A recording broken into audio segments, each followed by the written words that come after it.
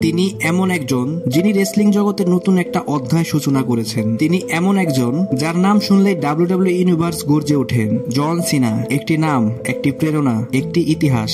ডাব্লিউডাব্লিউতে 2002 সালে আত্মপ্রকাশের পর থেকে জন সিনা এমন কিছু কাজ করেছেন যা রেসলিং ইতিহাসে চিরকাল অমর থাকবে। আজকের ভিডিওতে আমরা জানবো তার অবিশ্বাস্য যাত্রা সম্পর্কে, যা তাকে ডাব্লিউডাব্লিউ সর্বশ্রেষ্ঠ সুপারস্টার হিসেবে গড়ে তুলেছেন। শুরু থেকে শেষ পর্যন্ত জন সিনার প্রতিটি মুহূর্ত থাকবে আজকের ভিডিওতে।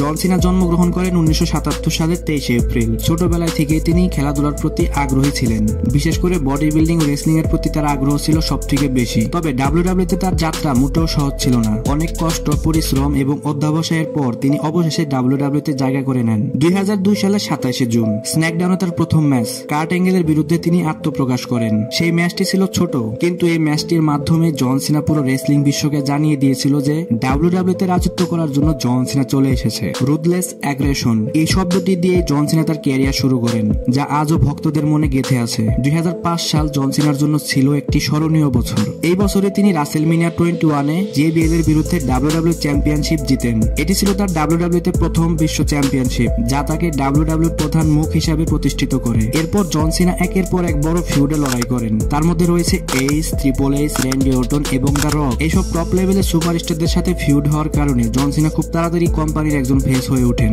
বিশেষ করে দ্য রকের সাথে তার ফিউড, যা রাসেলমিনিয়া 28 এবং রাসেলমিনিয়া 29 পরপর দুইবার রাসেলমিনিয়া মেইন ইভেন্ট করে। এই ফিউডকে ডাব্লিউডাব্লিউ ইতিহাসে সেরা ফিউডগুলোর মধ্যে একটি মানা হয়। জন সিনার যে ইউ কান্ট সি মি যে ডায়লগটা ছিল, এটি খুব সহজেই বাচ্চাদের এবং টিনেজারদের মনে জায়গা করে নেয়। এবং কি জন সিনা একমাত্র রেসলার যার কারণে কিনা বাচ্চারা বেশি রেসলিং দেখতে পছন্দ করত। জন সিনার ক্যারিয়ারে অসংখ্য অর্জন রয়েছে, তার মধ্যে রয়েছে 16 বার ওয়ার্ল্ড চ্যাম্পিয়ন হওয়ার গৌরব, যা রেসলিং ইতিহাসে আর মাত্র একজনেরই আছে, সেটা হলো রিক ফ্লেয়ার। এর পাশাপাশি তিনি ইউনাইটেড স্টেটস চ্যাম্পিয়ন এবং ট্যাগ টিম চ্যাম্পিয়নও জিতেছেন। তার ইউএস ওপেন চ্যালেঞ্জ সময়কালটি ছিল অত্যন্ত জনপ্রিয়, যেখানে তিনি নতুন নতুন প্রতিবাদের সুযোগ দিয়েছেন এবং তাদেরকে মূল রোস্টারে জায়গা দেওয়ার জন্য অনেক চেষ্টা করেছেন তিনি। এই জন্য নতুন রেসলার গঠনে তার অবদান অমূল্য।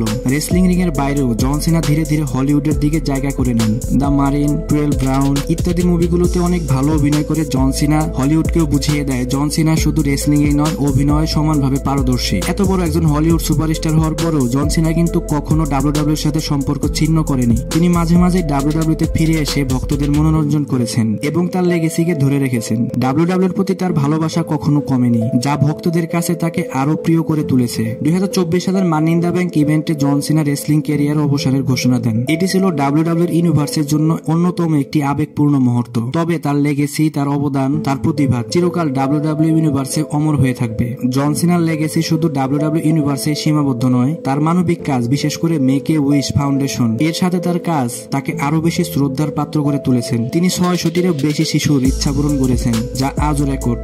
জন সিনা একজন রেসলারই নন, তিনি ডাব্লিউডাব্লিউ ইউনিভার্সের কাছে একজন ইন্সপিরেশন, একজন হিরো। সো গাইস, যারা জন সিনার ফ্যান আছেন, লাইক, কমেন্ট এবং সাবস্ক্রাইব করতে ভুলবেন না। এবং পরবর্তী কোন সুপারস্টারকে নিয়ে ভিডিও চান অবশ্যই কমেন্ট করে জানাবেন।